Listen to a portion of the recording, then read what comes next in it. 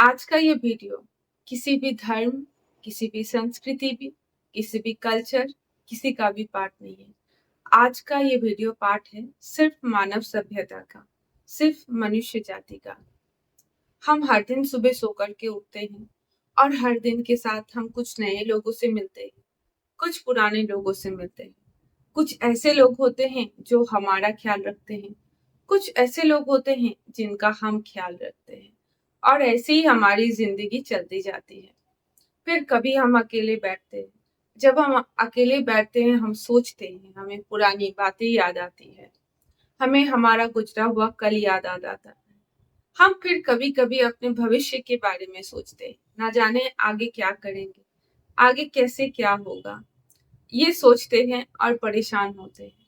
कभी कभी हम अपने वर्तमान में भी उलझे हुए होते हैं। हमें समझ नहीं आ रहा होता है कि हम क्या करें, हम कैसे करें, कैसे लोगों तक अपनी बात पहुंचाएं, कैसे हम लोगों को अपनी बात समझाएं। आज ये जो वीडियो है इसी के लिए लेकर है, आपके वर्तमान को लेकर है। मैं आज आप सब लोगों से पूछना चाहती हूँ, आप कैसे हैं? आप क्या सोच रहे हैं अपने बारे में? क्या आपको कहीं डर तो नहीं है? क्या आपको कोई दिक्कत तो नहीं है? आप खुश है ना? मैं आप लोगों से यही पूछना चाहूंगी। आपके मन में एक प्रश्न आ सकता है, आप सनातन धर्म के बारे में बात करते हैं, अचानक से इस तरीके का वीडियो आपने क्यों बनाया? इस तरीके का वीडियो बनाने का पीछे में एक रीजन है। कुछ दिनों पहले मेरे एक पुराने स्टूडेंट का कॉल आया। उसने मुझे अपनी जिंदगी के बारे में बताया, किस तरीके से उसकी जिंदगी 6-7 महीने में पूरा करवट बदल दी। वो किस तरीके से, किस दुख से वो जूझ रही है, वो मुझे बताई।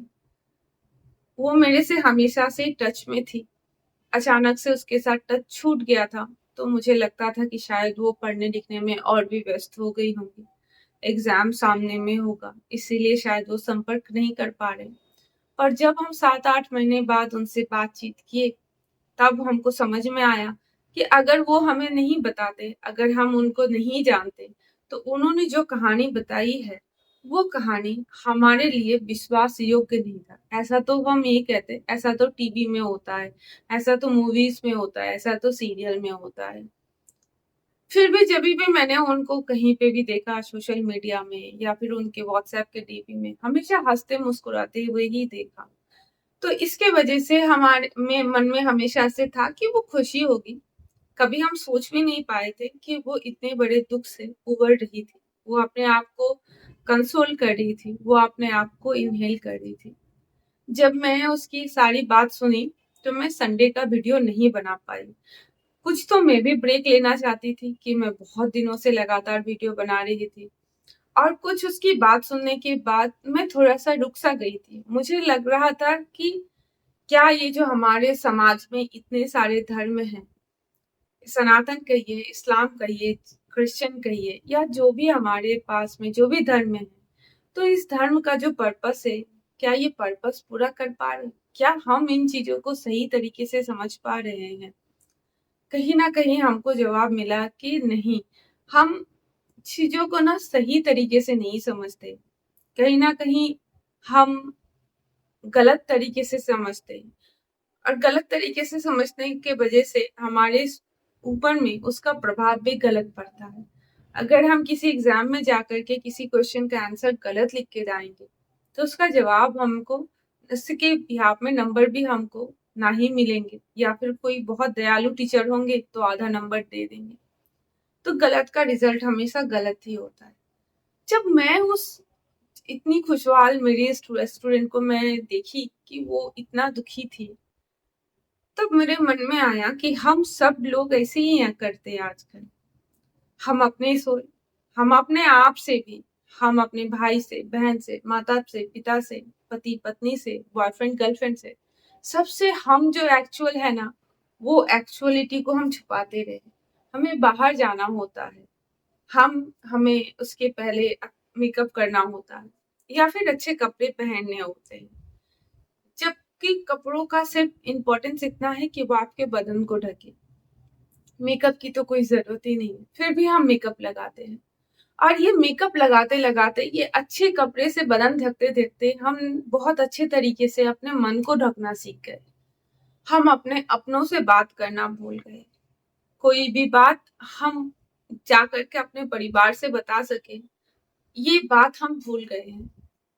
तब मैं क्लास 7 या 8 में थी। मैं एक बार अपने पिताजी से बहुत ही बचपने में एक सवाल पूछा था कि पिताजी, फैमिली का क्या मतलब होता है, परिवार का क्या मतलब होता है। तो उन्होंने मुझे बहुत अच्छे से एक जवाब दिया था कि जहाँ पे हम अब कोई छोटा या बड़ा नहीं होता है, जहाँ पे हम जैसे हैं वैसे ही लोगों को दिखाते हैं, और जहाँ पे हम अपने आप को सिक्योर महसूस करते हैं, वही हमारा परिवार होता है। लेकिन बढ़ते समय के साथ साथ ये परिवार में भी हम अपने आप को सिक्योर नहीं समझते। हम कोई भी बात करने जाते तो हमें लगता है कि हम सामने वाले इंसान हमको जज कर लेगा कि हम सही कर रहे हैं या नहीं कर रहे।